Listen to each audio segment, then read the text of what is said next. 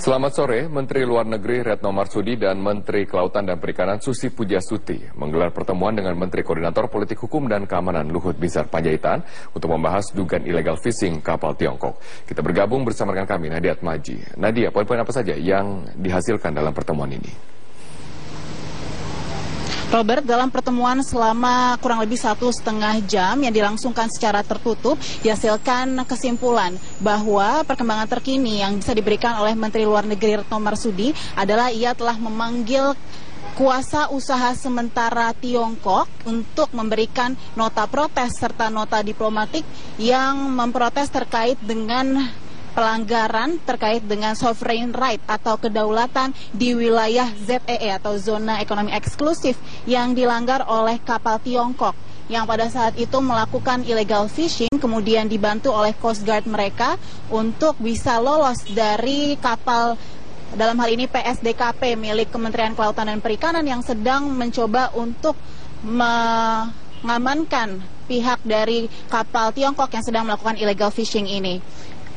Pertemuan dengan pihak Tiongkok ini dilakukan sejak Senin yang lalu. Menurut Menteri Retno, dilakukan pertemuan ini ada perbedaan paham bahwa menurut pihak Tiongkok, wilayah Natuna ini adalah traditional fishing zone dari wilayah Cina atau Tiongkok. Tetapi Indonesia bersikukuh bahwa ini merupakan wilayah ZEE Indonesia yang harus dipertahankan kedaulatannya. Dan juga diberikan kepahaman bahwa Coast Guard Tiongkok ini menghalangi upaya penegakan hukum di Indonesia.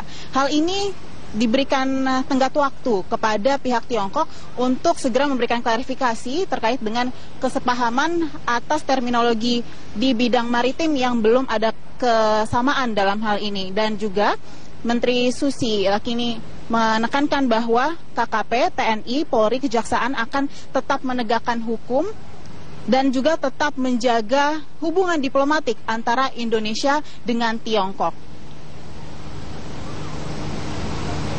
Berikut pernyataan dari Menteri Koordinator Politik Hukum dan Keamanan, Luhut Binsar Panjaitan.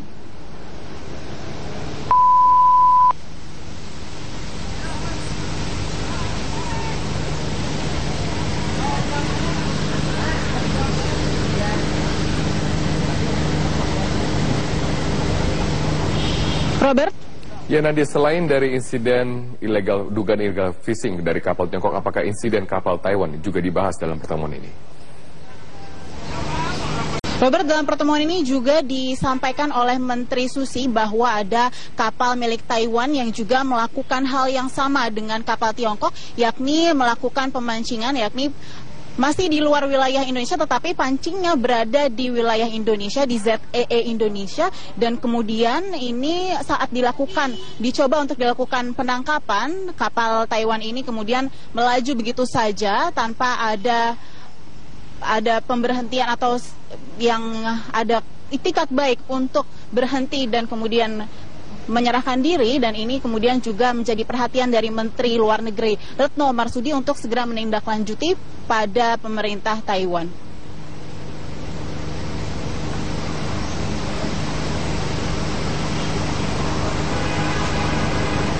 Untuk sementara demikian, Robert, dari Kementerian Koordinator Politik Hukum Keamanan. Baik, terima kasih Nadia Atmaji.